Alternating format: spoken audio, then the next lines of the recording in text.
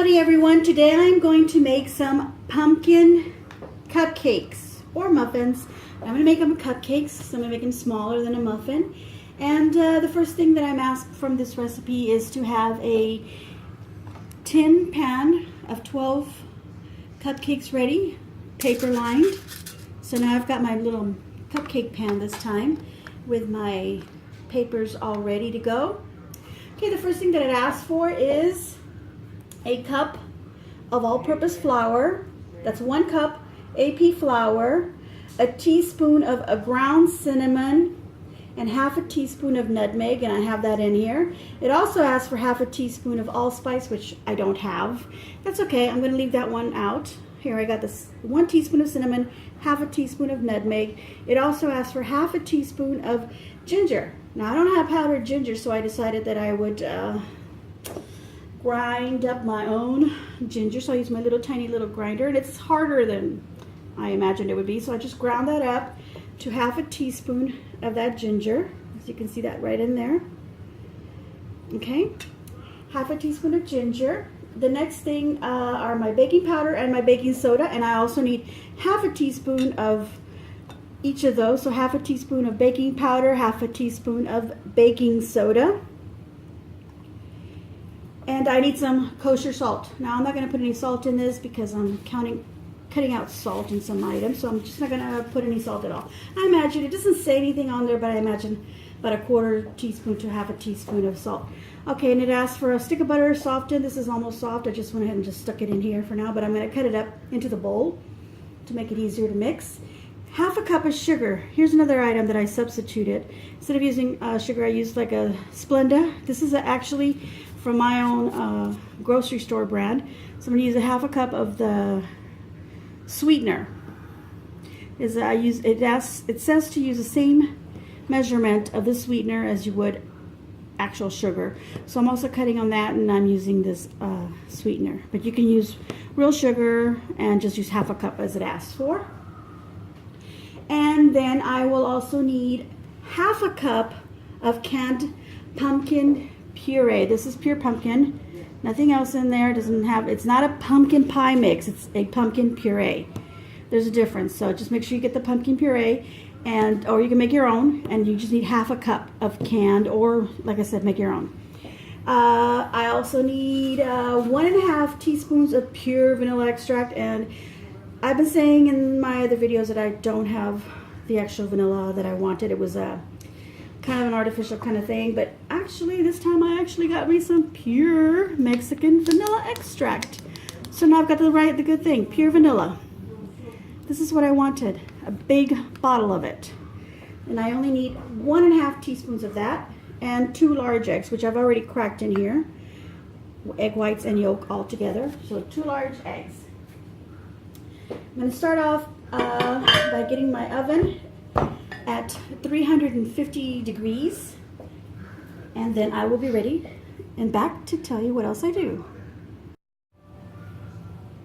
Alright, so in a medium bowl, this is a small to medium bowl, not very big, not very small. In a medium bowl, I am going to whisk together flour, cinnamon, ginger, and my nutmeg, my baking powder, my baking soda, and a half teaspoon of salt, which it didn't mention earlier how much salt to use. Now it does, but like I said, I'm going to leave that out. So here we go. In my bowl is my 1 cup of all-purpose flour. And then I am going to add the cinnamon, I'm going to leave the ginger out. One moment, because I'm going to do all my dry ingredients. I'm going to add my cinnamon and my nutmeg. Cinnamon was 1 teaspoon, nutmeg half a teaspoon. Okay, then the baking powder and baking soda, which also was half a teaspoon of each. There we go. That goes in there. And I'm going to whisk those. Again, if I was going to add salt, I would add the salt here, half a teaspoon. I'm leaving that out, cutting out salt. Okay, this is nice and whisked together, nice and mixed. So now I know that when I incorporate it into my butter and sugar, wet ingredients, this will be nicely distributed. That's the word I'm looking for. Okay, Now in a large bowl, I'm going to add my butter, which I said I would cut up a bit because it's still hard, as you can see. I'm going to cut it up inside the bowl. I actually have something just for that, but I'm going to just use my little paring knife here and just cut that up. Okay. Put that aside. Okay, I'm going to, in a large bowl, my whole stick of butter and my sugar, and the sugar was half a cup of sugar. Now I said I wasn't going to add the ginger in this here because my ginger happens to be a wet ingredient, not a dry ingredient. That smells good when I pour the sugar in there. It's not powdered sugar, it's a sugar substitute. The ginger, because I did fresh ginger, it's wet, it's moist. So I'm going to add it to my wet ingredients because I want to make sure that it gets blended in well. Because I don't want it in here and it just makes like it'll make like little clumps in my dry ingredients. Now if it was ground ginger that I bought in a little bottle, it would be dry and then I could actually mix it in here. But because it's not, I'm going to put it in here. And I'm actually going to use my mixer for that. And because I don't want you to have to hear all the noise, I'm going to not use it while I'm filming. Also, I'm going to add the half a cup of the pumpkin puree. So this is basically like all these wet ingredients. Half a cup of the pumpkin puree. And it says to beat with a hand mixer. Oh, what do you know? With a hand mixer for 3 to 4 minutes. Okay, so let's do that. And I'll be back. Okay, so here I have the sugar, the vanilla, the sugar, the butter. I kept saying vanilla. The stick of margarine is what I actually use. I use margarine instead of butter. And the pumpkin puree and the ginger all nicely blended together with my hand mixer. Now it asks me to add my vanilla, and the vanilla was 1.5 teaspoons. There goes that. And then I'm going to continue mixing it with my beater, and it says to slowly add the eggs in one at a time. And I've only got 2 eggs to add, so that's not going to be a big deal. Okay, I'm going to blend it some more, and then I'm going to add the eggs.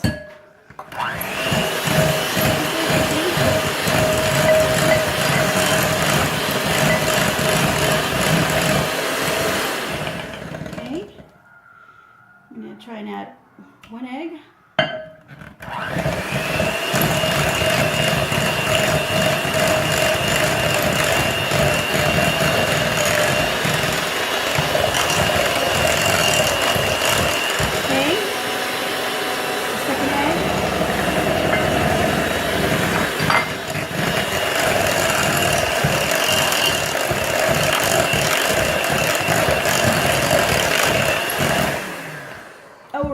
Now I'm going to add the dry mixture into this wet mixture until it is thoroughly combined. The other thing I wanted to add that's not on the recipe are some walnuts. And I had some bits and pieces of walnuts, so what I did is I banged them up with my pastry roller. You can use a can or something to crush them up a little bit. And then I'm going to grab a couple of handfuls. You can add whatever amount you want. Love walnuts, so I'm just going to add. And I think that would be, if I was to measure that out, that'd be about half a cup, maybe a little bit more, 3/4 cup. It's not quite a cup in there. One too out, get back in there. Okay, at this point I don't have to use my mixer anymore, so I'm just going to go ahead and put that away. And now I'm going to incorporate the dry mix into the wet.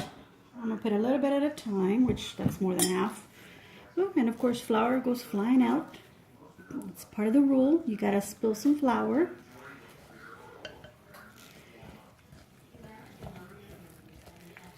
Look at that. It almost looks like a bread or cake. Muffin dough or mix, actually. Okay, now let me put the rest of this in there.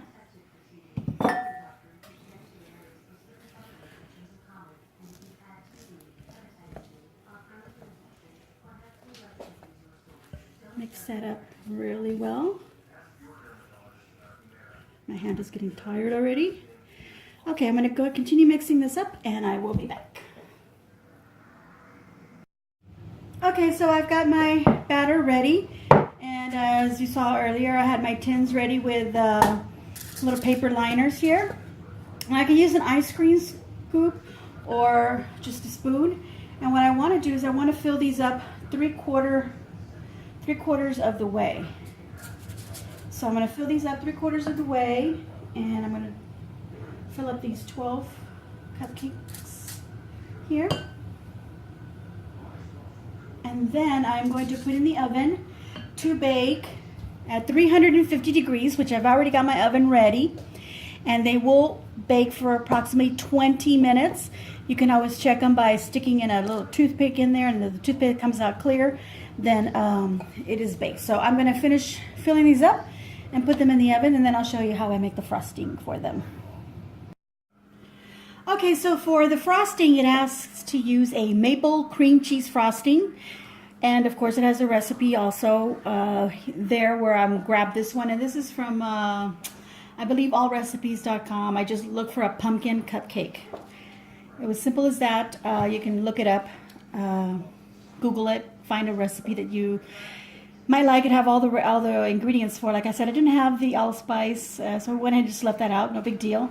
I didn't have dry ground ginger, which doesn't say dried ginger on there, but it did say ground ginger, and I'm assuming they meant out of a little bottle like this. But I didn't have that, so I ground, or actually, I shredded my own little garlic, or sorry, ginger, not garlic, to add to my recipe. So instead of following this maple cream cheese frosting, because I don't want to add any more fat and any more butter or anything like that to my frosting, I'm going to make it really simple. Now, to make a really simple frosting, all you really need is some butter and or wet ingredient and powdered confectioner's sugar. And I've got about 1.5 cups. I don't want to make too much. I feel like this might be a little bit too much, but I've got 1.5 cups at least in my bowl. Because I'm going to wing this recipe, because I do want to use more of this pumpkin puree. So instead of adding butter or cream cheese to this, I'm going to add some of this pumpkin puree to it. This will be my wet ingredient, and that's about 1/2 cup right there. A little bit more there. And I'm going to mix this up really well. And I'm also going to sprinkle some cinnamon, and you could sprinkle however much you want, maybe 1/2 teaspoon if you like. So that's about 1/2 teaspoon or so in there. And again, I'm going to use some of my vanilla because it's so good. And I'm also only going to use 1/2 teaspoon. Now, to make a basic icing, you'd also use a little bit of milk. So I'm probably going to add that to this. If not, we'll see how this consistency comes out. And if it's nice and spreadable, then that's all I'm going to mix in here. All right, so I'm going to mix this up, and then I'll show you how it looks. Okay, so here I've got my frosting. Now, the pumpkin puree was a little too wet. I should have added a whole lot less of it. I ended up adding about another 1.5 cups of the confectioner's sugar or powdered sugar into this, and I've been mixing it around, and look at that. It's kind of runny. But you know what? I'm still going to use it. I only really want to top off a little bit of the top of my cupcakes. And then I also got these little bag of Halloween candy, and it's got like little candy corn, little regular candy corn, and it's got the ones with a little bit of chocolate on them, and it's got these cute little pumpkins, and I think I'm going to put them on top of my cupcakes. And I don't know if I have 12 pumpkins. I don't think there's 12 pumpkins in there, but I will use as many as are in there, and the rest I'll just add some of these candy corn. And when they're done, I'm going to pull them out of the oven and let them cool off completely before I attempt to put any of this concoction on top of my cupcake and any of these candies. Now, I had a pumpkin pie scent candle burning earlier because I wanted that scent to permeate while I was doing this. But now that I've actually got pumpkin cupcakes in the oven, I can smell that, so I didn't need my candle anymore. Turn that off. So I'll show you the finished product when they come out. All right, here we go. The cupcakes are out and they've cooled off. And this is what they look like. Pretty interesting, huh? But I think they're going to be delicious. Now, my little container here holds 9, so I'm going to go ahead and sample. And it looks more like a muffin than it does a cupcake, as you can see. And even though after I put the batter inside the little papers and I shook them up and I banged down my little pan, the batter kind of stayed in the position where I basically poured it, and that's how it baked. And oh my gosh, these are delicious. The only thing that I would want to do to this is add more cinnamon, maybe a little bit more sugar, but otherwise these are delicious. Now I have this little puree that I'm just going to pour on top of each one, like so. Put them in here. I'm going to skip the little candies because I didn't end up making an actual frosting. Just put that on top of each one. Put in here. Maybe I don't need any more sugar once I taste them with this puree. Let's add a little drop in there and find out. Because this has got a lot of confectioner's sugar.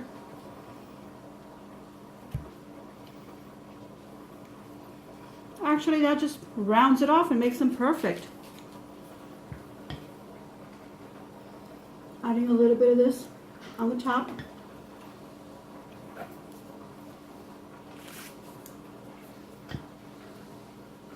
I'm trying to pick out the prettiest ones.